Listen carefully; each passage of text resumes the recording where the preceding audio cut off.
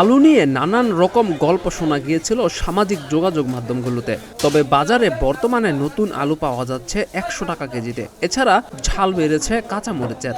কয়েকটি সবজিতে দাম বাড়লেও অপরিবর্তিত রয়েছে অধিকাংশ সবজির দামই। রাজধানীর কয়েকটি বাজার ঘুরে এমনটাই দেখা মিলেছে।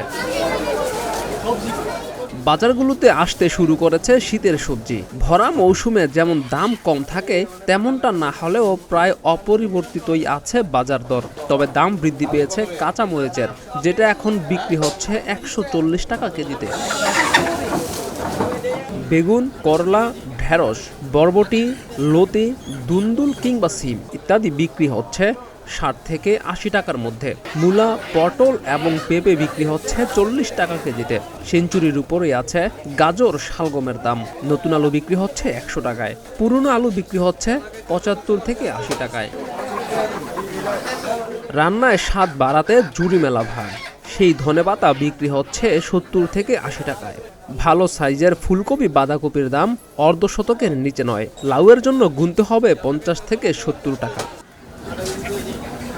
এখন শীতের মৌসুম, তারপরও শাকসবজির দাম অন্যান্য বছরের তুলনায় কিছুটা বেশি বলেই মনে করছেন সবাই। বিক্রেতারাও মানছেন সেটা। তবে ক্রেতাদের আশা হয়তো কয়েকদিনের মধ্যেই দামটা আরও নাগালের মধ্যেই চলে আসবে।